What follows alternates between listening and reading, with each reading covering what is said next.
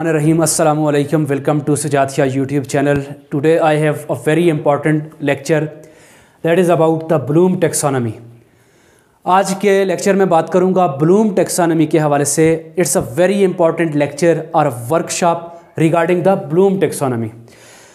All the learning process, जितना भी हमारी एजुकेशन के अंदर जो लर्निंग का प्रोसेस है उसके अंदर ब्लूम टेक्सोनॉमी की बहुत अहमियत है. ब्लूम टेक्सोनॉमी तमाम ही टीचर्स के लिए बहुत ज़रूरी है. टीचर्स को अंडरस्टैंड करना ब्लूम टेक्सोनॉमी को, उसको फिर इम्प्लीमेंट करना क्लास में आज के दौर में बहुत ज़्यादा ज़रूरी है. तो ब्लूम टेक्सोनॉमी क्या है? ब्लूम टेक्सोनॉमी के 3 जो डोमेन्स हैं, कॉग्निटिव, अफेक्टिव एंड साइकोमोटर्स, इसको हम डिटेल से पढ़ेंगे. लेकिन सबसे पहले ब्लूम टेक्सोनॉमी के कॉन्सेप्ट को समझने के लिए इसका एक इंट्रोडक्शन, इसका पस मंज़र जानना ज़रूरी है. सबसे पहले ये जो लफ्ज़ टेक्सोनॉमी है इस पर बात करते हैं. टेक्सोनॉमी जो है ये 2 अल्फाज का मुरक्कब है, टेक्सिस और नोमोसिस. टेक्सिस और नोमोसिस लैटिन वर्ड्स हैं जिससे ये टेक्सोनॉमी बना है. तो टेक्सिस का मतलब होता है अरेंजमेंट और नोमोसिस का मतलब होता है साइंस. तो इसका मतलब हुआ साइंस ऑफ अरेंजमेंट.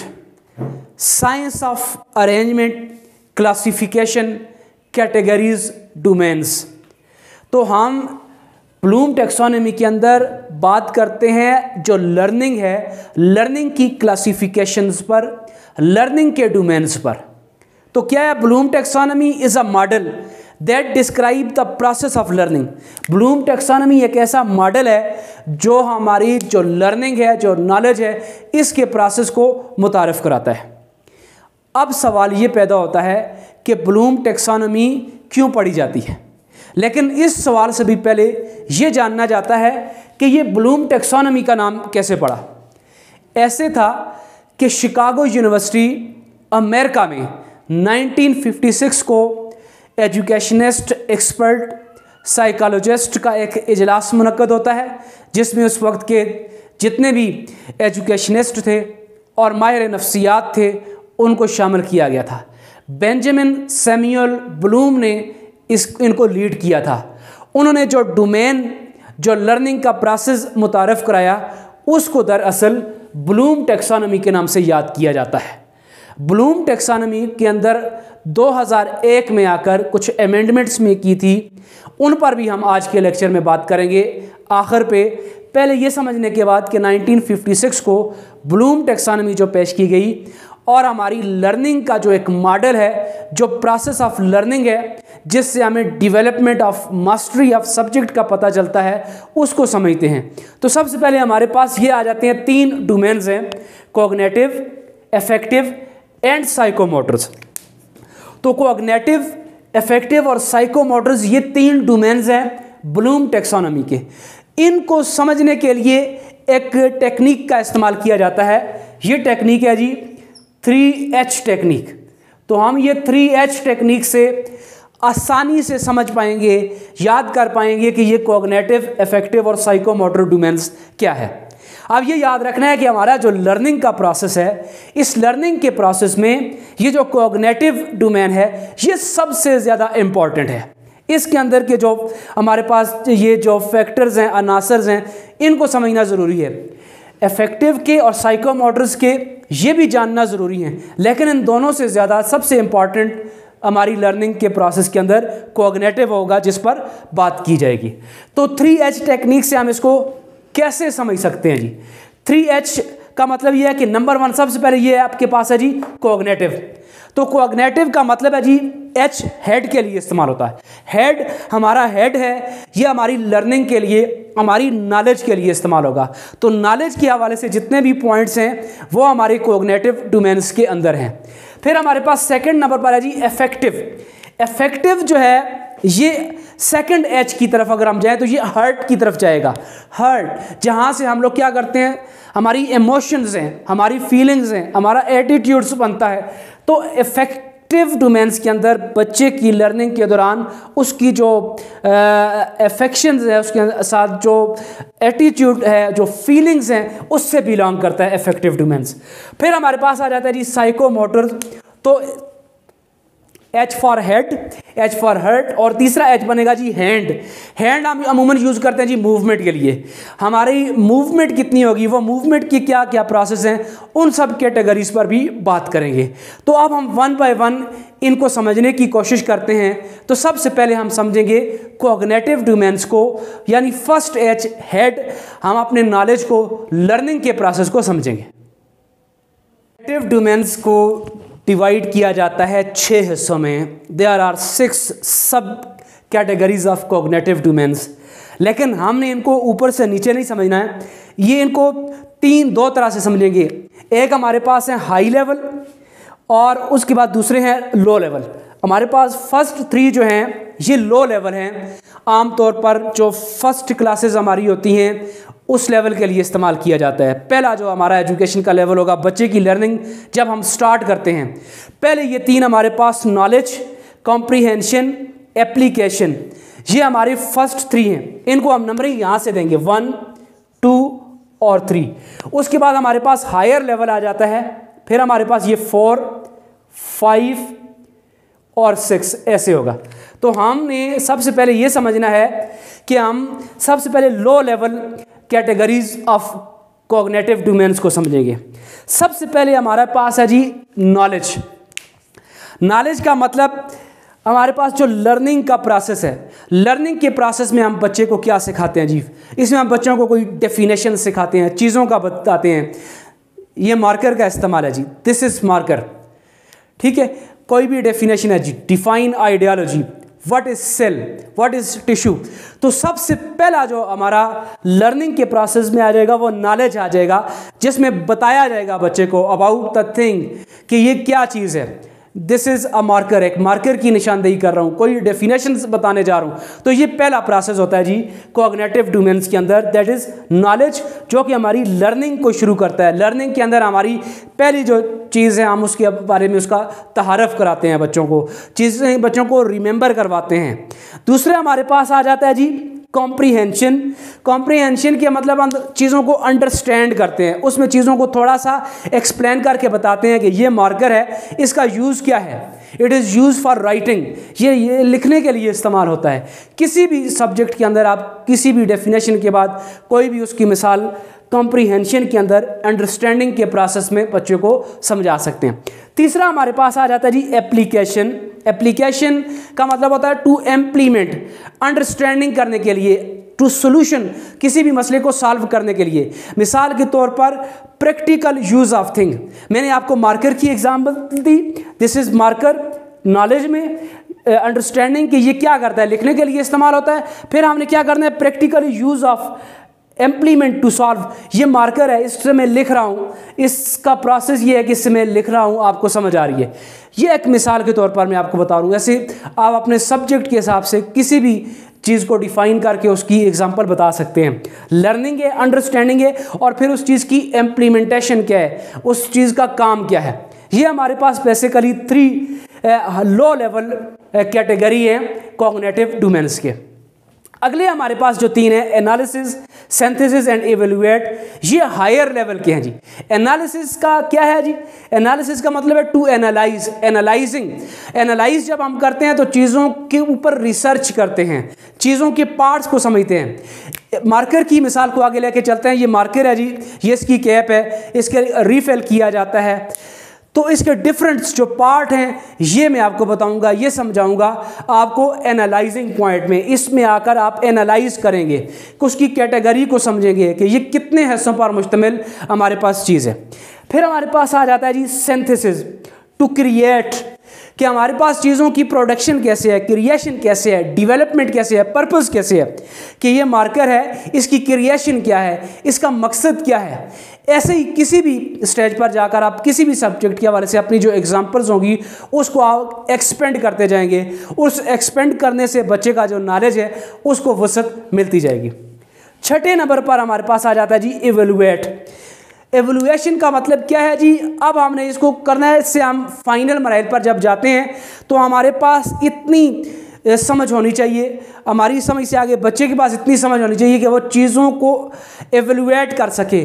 मिसाल के तौर पर उसके पॉजिटिव और नेगेटिव जो पॉइंट्स हैं उनको समझ सके कि ये मार्कर है, इसके पॉजिटिव पॉइंट्स मिसाल के तौर पर ये मैं लिख रहा हूँ, आपको नज़र आ रहा है, इसके अंदर डिफरेंट कलर्स दूसरे मार्कर इस्तेमाल कर सकते हैं, ये रिफिल हो सकता है, ये एक पॉजिटिव एस्पेक्ट है। लेकिन अगर हम इसके नेगेटिव एस्पेक्ट पर जाएंगे तो नेगेटिव एस्पेक्ट करते हैं, इसकी रिफिल में मसला है जी, इंक इसकी जल्दी ख़त्म हो जाती है। मतलब किसी भी चीज़ को समझने के लिए इवेलुएट के पॉइंट पर आकर उसके एस्पेक्ट को समझा जाता है कि उसके पॉजिटिव और नेगेटिव एस्पेक्ट्स कौन कौन से हैं। ये हमारे पास पहली एच टेक्निक की बदौलत कॉग्निटिव डोमेन था जिसको हमने समझा, जिसके अंदर 3 लो लेवल और 3 हाई लेवल कैटेगरीज को हमने समझा। फर्स्ट 3 जो हैं ये लो लेवल हैं और लास्ट 3 जो हैं ये हायर लेवल के हैं। ये हमारे पास आ जाता है कॉग्निटिव डोमेन्स, हमारा हेड है, हमारी लर्निंग नॉलेज के प्रोसेस को बताता है। सेकंड नंबर पर हमारे पास आ जाता है जी इफेक्टिव हम इसको हर्ट से समझा था, अपनी फीलिंग से, इमोशन से। इफेक्टिव डोमेन भी हमारे पास 5 हिस्सों में 5 कैटेगरीज में तकसीम हो जाता है। हमारे पास रिसीविंग, रिस्पॉन्डिंग, वैल्यूइंग, ऑर्गेनिंग और कैरेक्टराइजिंग।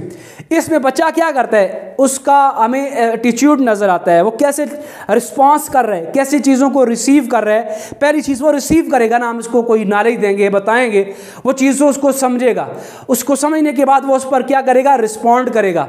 रिस्पॉन्ड करने के बाद उसको वैल्यू करेगा कि कितनी चीज़ ये इंपॉर्टेंट है कि नहीं है, कैटेगराइज करेगा हरी मराइल में, उसको उसके मुख्तलिफ हिस्सों में लेके जाएगा, उसको परखेगा, उसको समझने की कोशिश करेगा।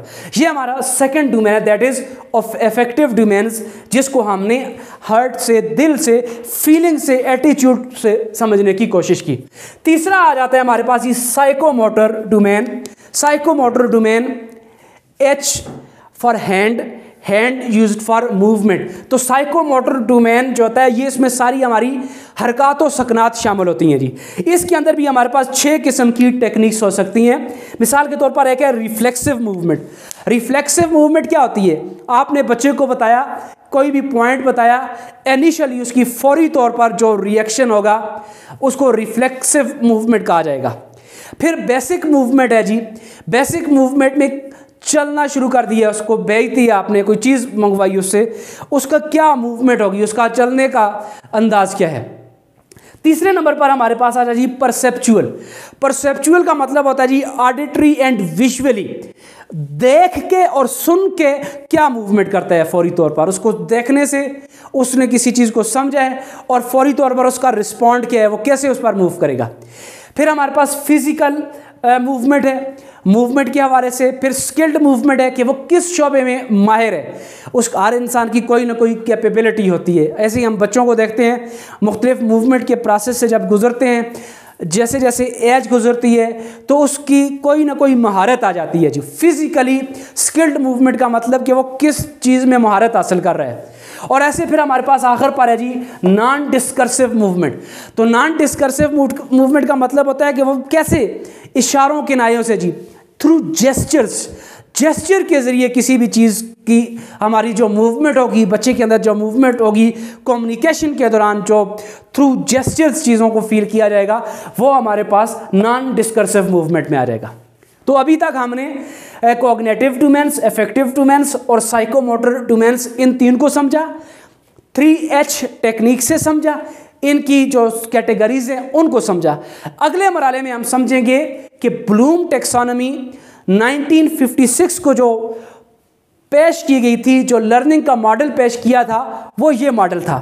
अब 2001 में उसमें क्या अमेंडमेंट हुई, उस अमेंडमेंट को थोड़ा सा हम समझ लेते हैं। के बाद अब हम आते हैं जी the revised condition of Bloom taxonomy in 2001। Bloom taxonomy जिसके बुनियादी कंसेप्ट को अभी तक हम समझ चुके हैं, अब हम समझते हैं कि 1956 को ब्लूम टेक्सोनॉमी का जो मॉडल पेश किया गया था, जो लर्निंग मॉडल था, उसके अंदर हमने कॉग्निटिव डोमेन के अंदर low level and high level categories को पढ़ा था, जिसमें knowledge, comprehension, application, analysis, synthesis, evaluate को पढ़ा था। ये वो तरतीब है जो ब्लूम टेक्सोनॉमी 1956 में शिकागो यूनिवर्सिटी में तरतीब दी गई थी। 2001 में आकर इसमें कुछ रद्दोबदल किया गया, इसमें थोड़ी तब्दीली की गई और अब हमारे पास ये जो लो लेवल था, पहला जो लो लेवल था वो सेम है। नॉलेज हमारे पास है, लर्निंग है। लर्निंग हमारा पहला प्रोसेस होता है जिसमें हम चीज़ों को डिफाइन करते हैं, व्हाट, व्हेन, वेयर, व्हाट, इस तरह के क्वेश्चंस अराइज होते हैं सबसे पहले हमारे पास लर्निंग के अंदर। दूसरा हमारे पास होता है जी अंडरस्टैंडिंग। अंडरस्टैंडिंग के अंदर हम चीज़ों को रिमेंबर करते हैं, याद करते हैं जी, वाई, हैव का इस्तेमाल होता है इनमें। जबकि तीसरा हमारे पास आ जाता है जी अप्लाइंग, उसकी एप्लीकेशन क्या है जी, how does it happen, how does it work, what is it. ये हमारे उस तरह के क्वेश्चंस जो हैं वो बन सकते हैं जो कि हमारे पास ये लो लेवल के डोमेन्स के अंदर हैं। इनकी तरतीब सेम है। अब जो हाई लेवल के पॉइंट्स हैं उस पर पहला जो पॉइंट है जी वो एनालाइजिंग है जी। एनालाइजिंग, ठीक है जी, हाउ डज इट वर्क, ये किस तरह ये काम होता है, उस चीज़ की एनालाइजेशन क्या है, उसको हम एनालिसिस कैसे करते हैं जी, what is that, what is the reason behind it. इस तरह के क्वेश्चन हमारे पास उसके एनालाइजिंग में होते हैं। लास्ट टू हमारे पास जो पॉइंट आए हैं इनमें रद्दोबदल हुआ है, ये रिवाइज्ड कंडीशन है जी। 1956 का जो डोमेन की जो हाई लेवल की तरतीब थी, यहाँ पर सिंथेसिस था, आखिरी लेवल हमारे पास एवेलुएट था। अब ये क्या है, ये तब्दील हुआ है जी। एवेलुएट यहाँ पर है, एवेलुएट को 2001 में इस कैटेगरी पे लाया गया है और सिंथेसिस जो है वो तब्दील हुआ है जी टॉप पर क्रिएटिंग में। तो सबसे सेकंड लास्ट पर हमारे पास है जी एवेलुएटिंग। एवेलुएटिंग का मतलब होता है जी इफेक्ट, इम्पैक्ट्स, रिजल्ट। हम इस पॉइंट पर आकर बच्चे को चीज़ों के इम्पैक्ट का, उसके रिजल्ट्स का, उसकी चीज़ों के इफ़ेक्ट्स के बारे में समझते हैं। आखिरी और हाई लेवल पर सबसे जो ऊपर हमारे पास पॉइंट आएगा वो अब क्रिएटिंग है। 1956 के मुताबिक एवेलुएट था, लेकिन अब 2001 में ये क्रिएटिंग है। क्रिएटिंग क्या है जी, उसमें बच्चा की क्या क्रिएशन होती है, क्या उसमें डेवलपमेंट करता है जी, व्हाट कैन यू डिज़ाइन। एक सारी चीज़ को, प्रोसेस को समझने के बाद उसका क्या खाका तैयार किया गया, उसका क्या सैंपल तैयार किया गया है। तो that is Bloom taxonomy today's lecture. I hope you will understand it. मैंने आपको आसान ज़बान में मिसालों के साथ समझाने की कोशिश की कि ब्लूम टेक्सोनॉमी क्या है। Bloom taxonomy is a model of learning है जिसके हमने 3 प्रोसेस, कोग्निटिव, अफेक्टिव और साइकोमोटर, ये 3 उसके डोमेन्स या कैटेगरीज समझ लें, इनको समझा, फिर इनकी सब कैटेगरीज को समझा और आखिर पर कोग्निटिव डोमेन्स का जो फ़र्क था 1956 का और 2001 का उसको समझा है।